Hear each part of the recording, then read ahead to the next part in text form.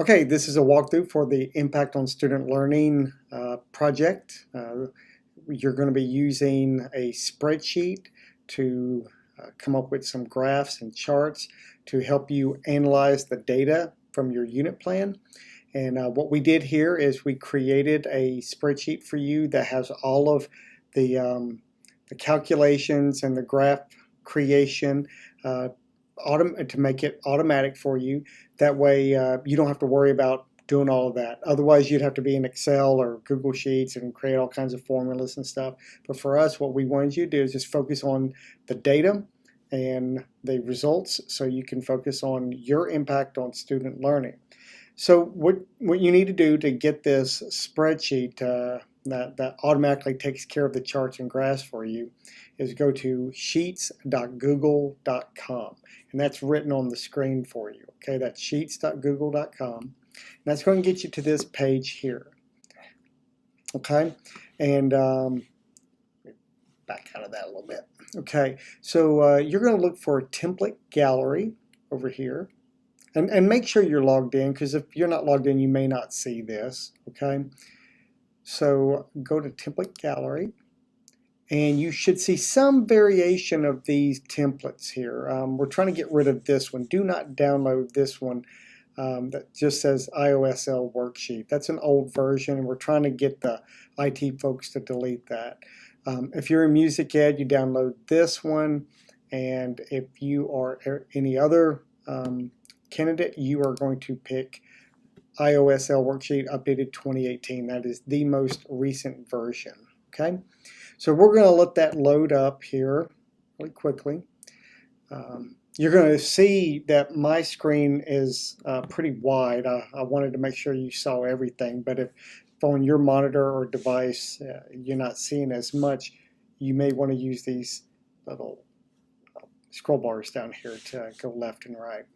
Okay, so what you got here, we're going to get to the data and all of that in a second, but first off, you have in the upper left hand corner, we'll click here for instructions piece. Okay, it pulls up a URL, that's a web link, and you just click on that, and it takes you to a PDF version of these instructions you're going to get. Right, you can either open those Google Docs or download to your desktop. Okay, so that just goes through the whole piece there. Good stuff. Okay, so I'm going to get rid of that and go back to the database, or should I say the spreadsheet. So looking over this, a few things that you'll want to put in before you go any further with all the data. Look down here where it's a standard 1 through 4. You choose up to 4 standards, okay, and you just enter those standards in these little boxes. If you have any trouble entering the standards in these boxes, just click on the cell to enter, and you can go up here where it says this FX, and you can type in whatever you need to put in there, like R.1.1.1, yada, yada, yada. Okay, and press enter, and you're good. Now, these standards relate to these numbers up here for standard 1, 2, 3, 4 for the pre-unit, and 1, 2, 3, 4 for formative, and then your post-unit. Okay, so that's important for your analysis piece. All right, so what we're going to do here is we need to enter our demographic information. We need to make sure that we use these drop-down boxes, and like student 1, you're not going to put names in. We don't need real names. Just use your grade book and transfer your students over to student 1, 2, 3. So female, and this is a black female who is not in special education. SPED is special education. Is in GT, gifted talented, and is not an English language learner. In practice, you'll also see ELL as LEP, Limited English Proficient. For our purposes, it's going to be ELL, okay? And then you just keep going down the line until you finish up all of your students' demographic information. Now, this is important. If you have more than 30 students, well, pick 30 students. We're just looking for a sample, right? Now, of course, we care about all of our students, but this exercise is more for you to get a general idea of your effectiveness as a teacher through this unit plan. So if you just keep it to 30, that'll be fine. If you try to increase that number, it's going to mess up all the formulas and the chart making abilities in the Google Sheets. And unless you're a whiz at fixing all of that, I would stay away from that. So just pick your 30 and put them in there, okay? Now, let's say you have fewer than 30. Let's say you have only 24 students. Now, this is very important. What you need to do is click on, like, let's say if we have 24 students, click on 25, or hold down the Shift key and click on student 30. Don't go below, okay? Just click on, holding down the Shift key, click on that student 30 there. And we're going to go to Edit. We're going to delete those.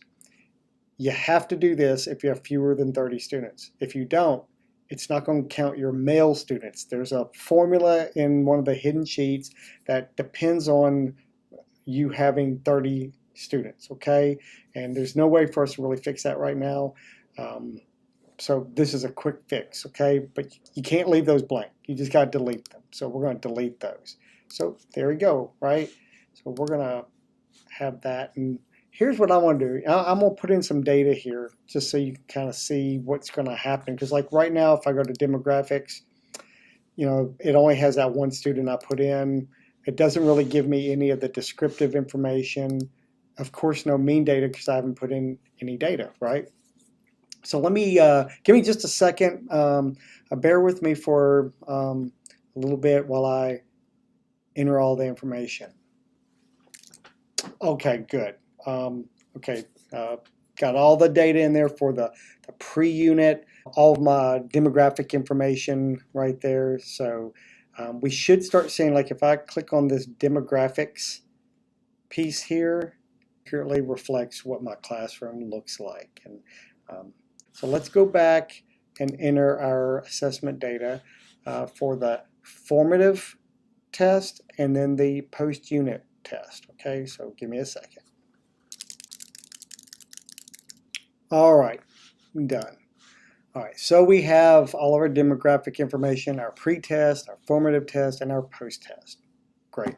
Okay, so what should happen is as we look at the demographics are accurate and you'll be able to print this up, no problem at all.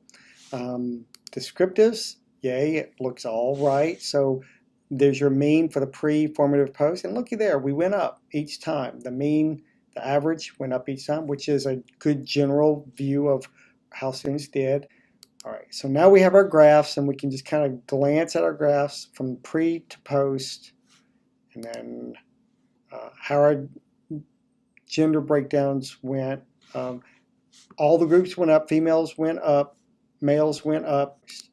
Ethnicity, you'll see the overall ethnicity broken down by the demographic group: Asian, Black, Latino, Native American, other, and white.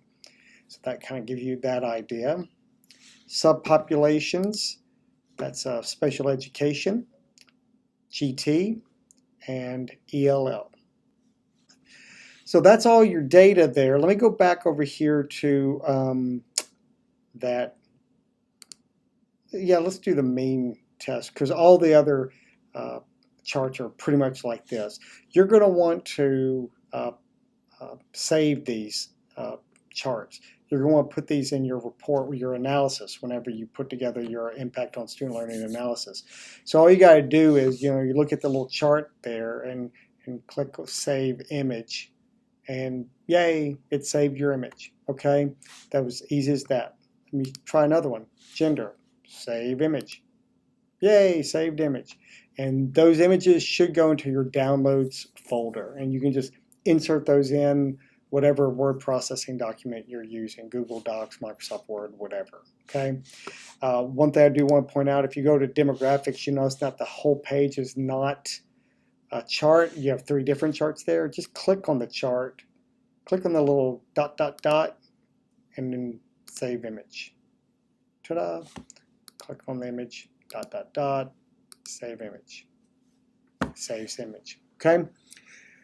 So that's it. That's how you use this spreadsheet template. And if you remember all the little tips I was telling you on the front end about making sure you have no more than 30 students, and if you have fewer than 30, delete the extra rows, you should be fine. The assessment data, as you enter it, should just update automatically, and the document itself saves automatically. And that's it. Yay, we're done.